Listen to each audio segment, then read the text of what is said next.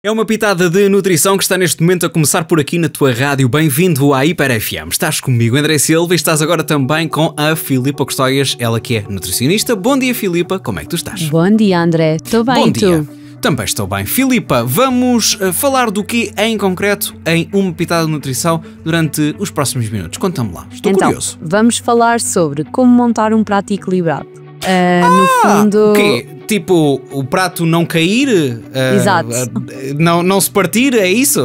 É quase isso. Mas é para não partir a nossa saúde. Ok, claro que sim, sim. Então vamos lá. Vamos falar um bocadinho sobre este tema, porque isto é uma questão muito importante e é algo que, de certa forma, eu tento sempre ter um impacto positivo na consulta, que é, podem não conseguir atingir os objetivos por determinadas razões e motivos, mas pelo menos mudar isto lá em casa, e não só nas pessoas que eu sigo, mas na família toda, é um objetivo que eu tenho, que é basicamente ensinar a como é que se deve fazer uma refeição de, neste caso, almoço e jantar. No fundo, é percebermos que é muito mais do que contar calorias ou contar quantidades, não tem a ver necessariamente com isto, tem mais a ver com darmos ao nosso corpo tudo aquilo que ele precisa para funcionar em condições. E percebermos também que, quais é que são os componentes que nós devemos ter em conta. Então, para começar, o mais importante, e é aquilo que normalmente é mais esquecido, são aqui a parte dos hortícolas, ou seja, exatamente, uma refeição de almoço. Está tudo neste momento a pensar, estava tudo. Vamos começar por proteína. Não, hortícolas, muito hortícolas. Bem. Muito bem, arrojado, muito exatamente, bem. Porque na verdade são sempre estes que nós nos esquecemos, ou pelo menos aqueles que normalmente não fazem tão parte de caras, digamos assim, da nossa refeição. Então, eles podem ser colocados na nossa refeição de várias formas.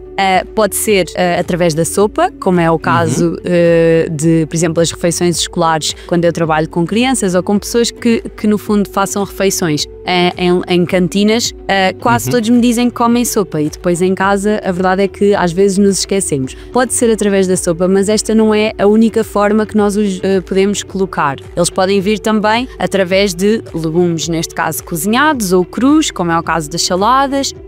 Nos cozinhados nós não nos podemos, nem precisamos de nos restringir apenas aos legumes cozidos, que muitas vezes é aquilo que nós nos lembramos. Aquilo que acontece em consulta é, quando eu falo desta parte dos hortícolas, há pessoas que dizem, eu às vezes como, e eu quase que aposto quais é que são os pratos em que toda a gente come hortícolas, que é, por exemplo, quando se coze peixe, é quase obrigatório haver uns brócolos ou um feijão verde cozido, mas há muitos outros pratos onde os hortícolas acabam por não fazer parte, e então este é, sem dúvida, aquilo que eu quero que tirem deste episódio é, sem dúvida, que todas as refeições nós devemos preparar os legumes tal e qual como preparamos os restantes componentes da refeição, que no fundo acabam por ser mais comuns. Nós, o método de pensamento que nós temos quando preparamos uma refeição muitas vezes é o quê? Descongelamos ou vamos comprar, por exemplo, carne ou peixe, e depois pensamos, ok, o que é que eu vou fazer para acompanhamento? Mas a partir arroz de hoje... ou batata? Exatamente, ou arroz, massa. batata, massa, mas a partir de hoje eu quero que pensem não só nesse acompanhamento, mas também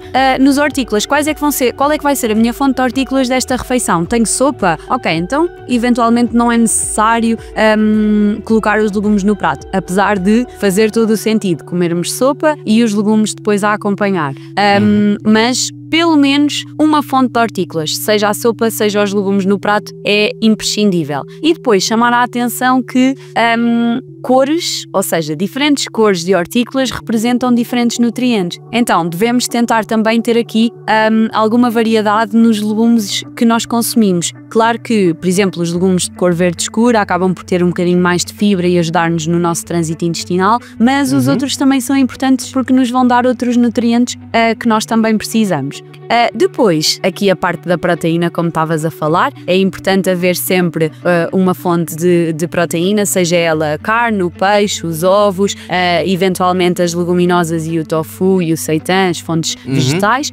Mas convém haver sempre uma fonte proteica. É muito comum nós, e à medida que os anos vão passando, isto vê-se muito nas populações mais envelhecidas, fazer, por exemplo, um jantar só com sopa. Ok, os legumes estão lá, perfeito, mas faltam os outros componentes. E aqui a proteína normalmente é o que falha quase sempre. E por último, a fonte de hidratos de carbono. Aqui tentarmos ir para estas fontes complexas, como falámos aqui há uns episódios anteriores, como é o caso, por exemplo, do arroz, da massa, da batata, mas explorarmos outras outras fontes, nós não precisamos de ficar só nestas três. A batata doce, como falámos anteriormente, faz todo o sentido incluir aqui.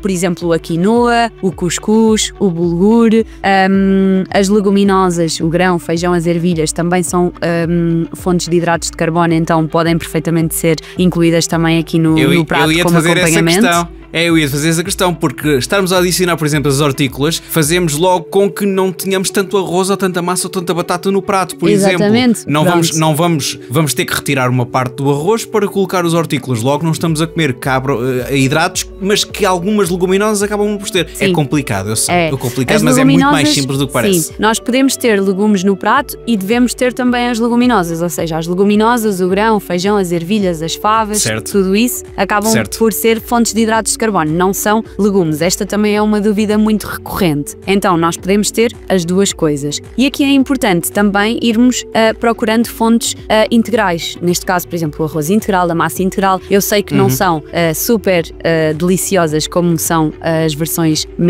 mais refinadas, mas acabam por ser importantes. Então, aquilo que eu sugiro é, nem sempre nem nunca, umas vezes as fontes de hidratos de carbono integrais, outras vezes as outras mais simples. Portanto, é variarmos aqui um bocadinho.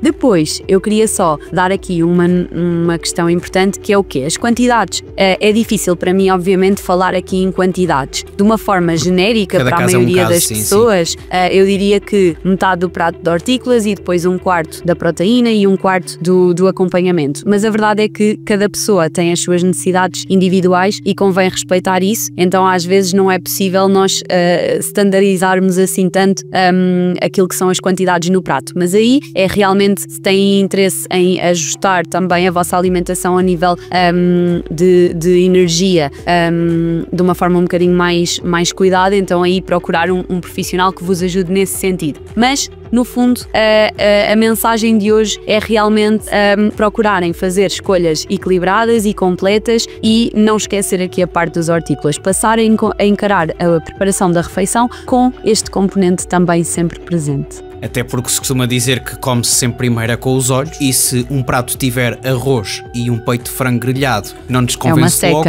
mas se tiver arroz, peito de frango e ali uns bons legumes com uma boa cenoura, um feijão verde, um pimento, essas coisas todas, muitas cores, vemos logo aquele prato se calhar de uma forma completamente diferente. Sem dúvida alguma. Muito bem, muito bem. Então, bom apetite. Este episódio fica depois disponível nos podcasts Hiper FM, através do Spotify e também do YouTube. Beijinhos, Filipa Custóias, e até para a semana.